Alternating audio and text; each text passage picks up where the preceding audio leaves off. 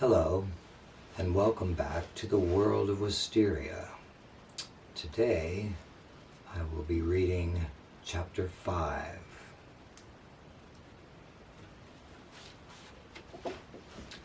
Wysteria, Chapter 5.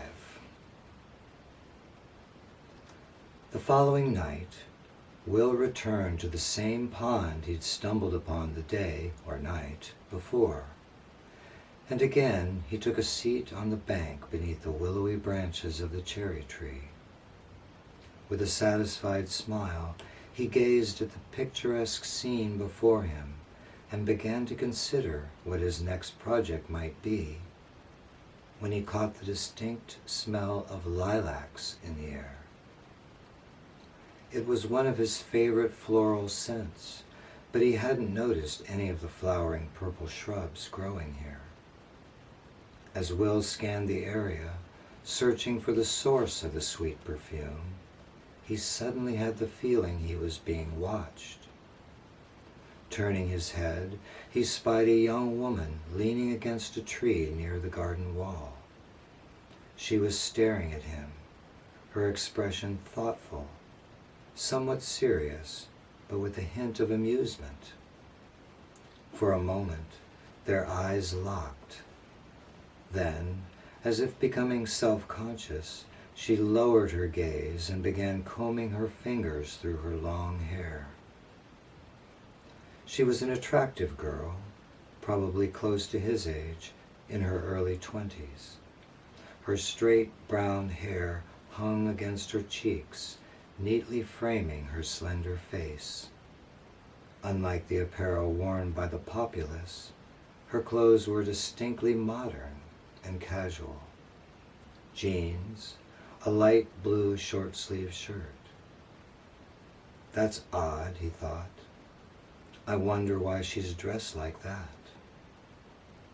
Aside from her clothing, there was something about her that seemed unusual. She'd obviously been looking at him before he noticed her, as if she had a mind of her own, independent of his awareness of her. She glanced up at him for a moment, then turned to her right and began heading for the nearby side exit. Will jumped up from his seat and followed her at a quick walk. "Excuse me," he called out as she neared the gate. The young woman continued walking as if she hadn't heard him. He then began to run, shouting to her again, "Excuse me, miss, please wait."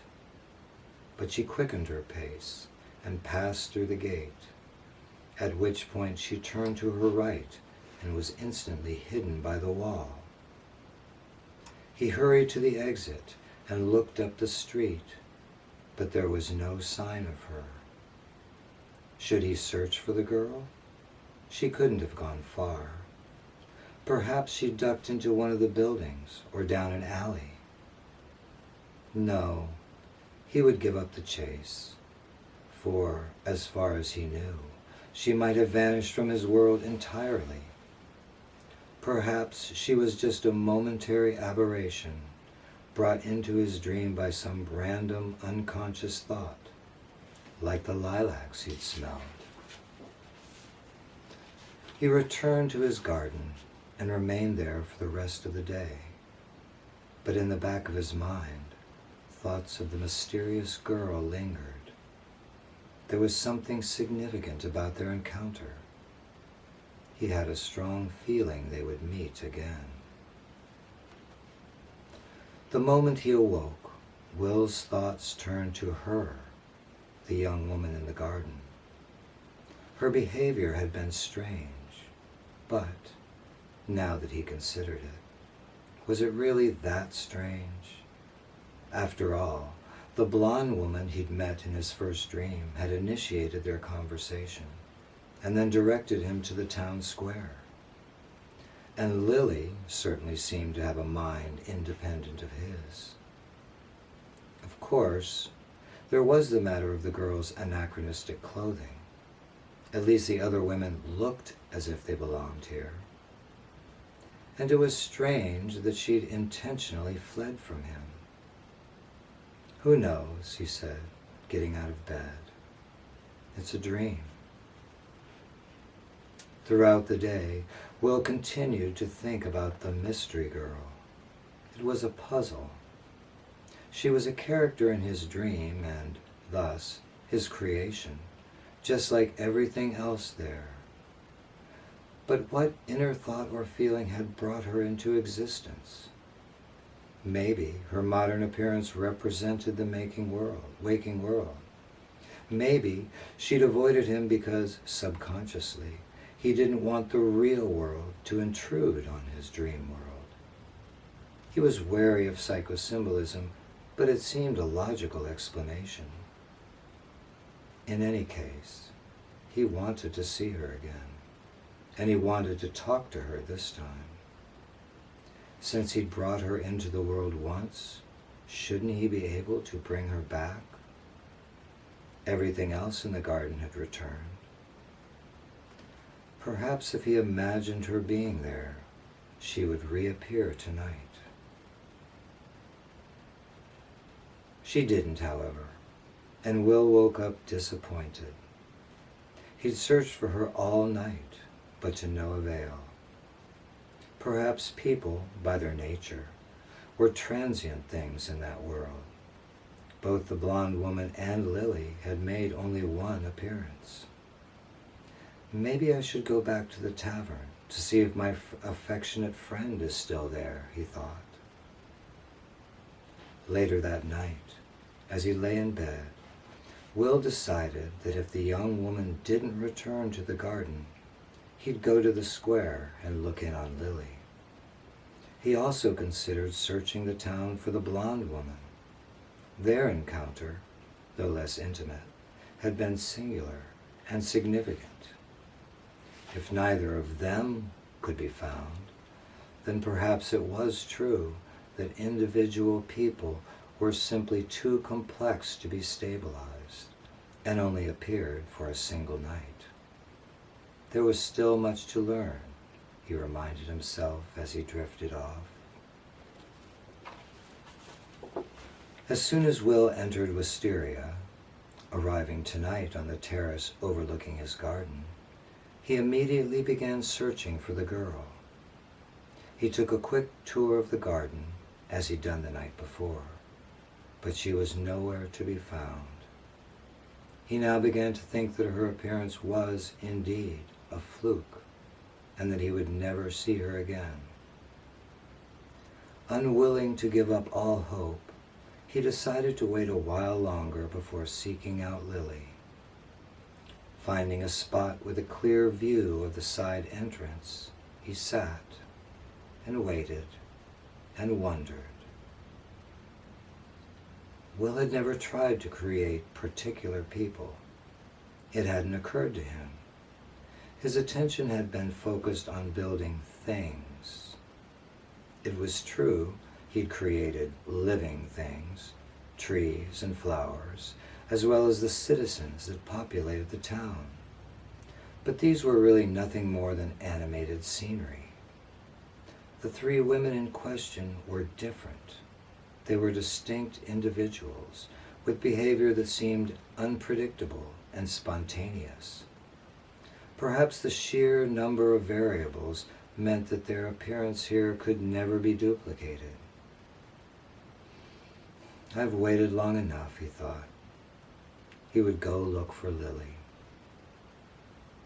After making his way back to the main gate, Will left the garden and began walking up the street to the plaza, but then stopped. There it was again. "Lilacs," he whispered. Proceeding to the gateway, he looked inside, wondering if lilac bushes had spontaneously appeared there, when he saw her, the mystery girl.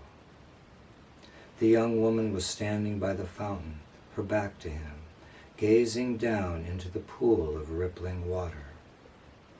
Though she was dressed differently today, still in jeans, but now wearing a dark green knit shirt with long sleeves pushed up halfway to her elbows, there was no doubt it was her. Will stood still, watching her as she dipped her right hand into the basin and began swishing it back and forth. Then, cautiously, he began moving toward her, determined not to let her get away this time. As he drew close, she turned her head and saw him. Afraid she might try to flee again, he readied himself for a chase. But, to his relief, she simply turned back to the fountain and continued running her hand lazily through the pool. He walked up next to the girl and stood, watching her fingers describe several eccentric circles in the water as he waited for her to acknowledge him. "Hello," he said finally. She took her hand from the water, wiped it on the side of her hip, then faced him. "Hello," she said. "I was just admiring your fountain." "Nice, isn't it?" he replied. "It's a special feature here." Smiling, the girl turned and began circling the stone basin in a counterclockwise direction, inspecting the structure. "Yes, I can tell," she said. "When I first saw it, I wondered if it might be some kind of anchor." "What do you mean by anchor?" Will asked as he followed a step behind her. "Oh, just a term people use," she said. "You know, something that ties you here and helps you get back." Will was puzzled, both by what she was saying and by her manner. "Get back?" he said. The girl stopped and looked at him, then started laughing. "I'm sorry," she said, sounding sincere, though still amused. "You don't understand, do you?" "Understand what?" he asked, his confusion growing. "Well, who I am, for one thing," she replied. "To be honest, I've been wondering about you since I saw you in the garden the other day," he told her. "Have you?" she said. "Why?" "You seem like you don't belong here," he answered. "Do you want me to leave?" she asked. "No, not at all," Will quickly responded.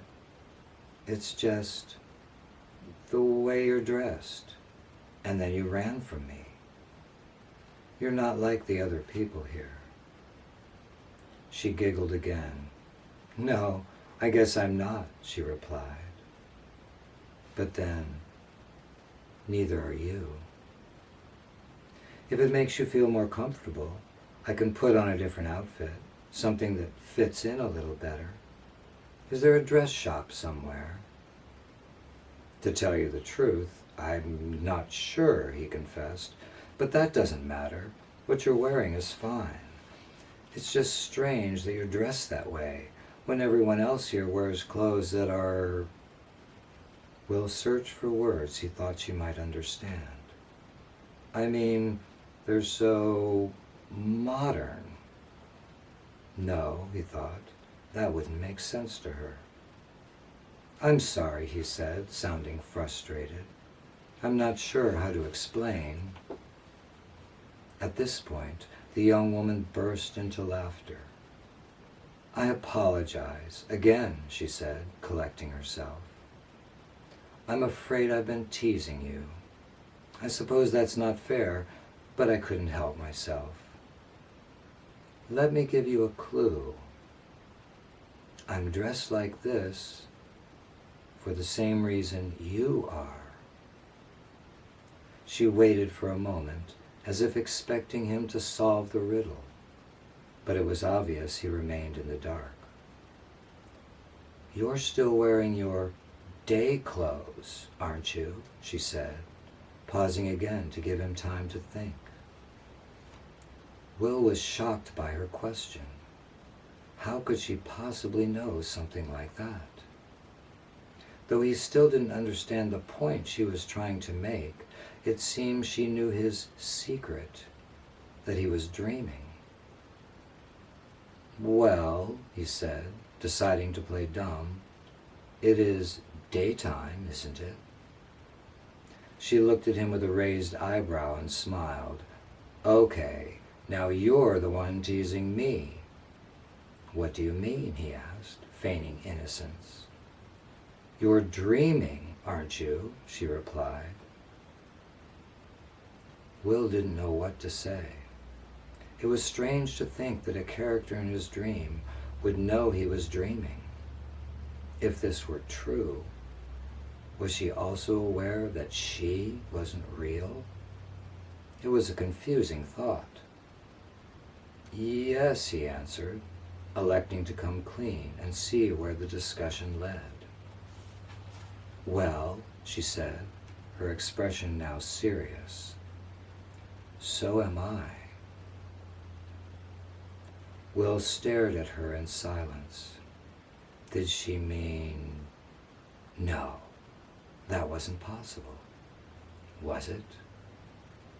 "You're dreaming?" he finally responded. "Yes, I'm dreaming, just like you are." "I'm sorry, but are you saying..." "I'm not a character in your dream," she said to him. "You didn't create me. I'm a person, like you, fast asleep in bed, having a dream." She paused for a moment, then put her hand to her mouth and covered a yawn. "And I'm afraid it's time for me to go." "Please, not yet," he implored her. "You've got to explain.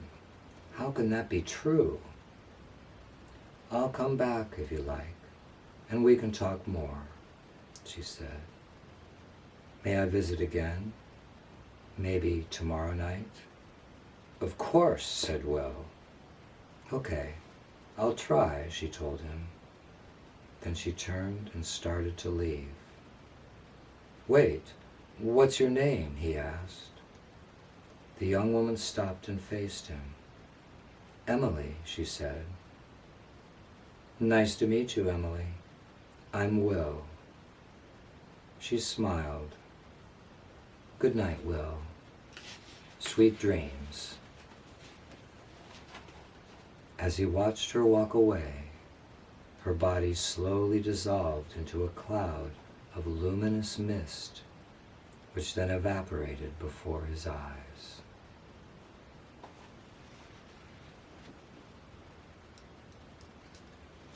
Hey, and thank you for joining me this afternoon.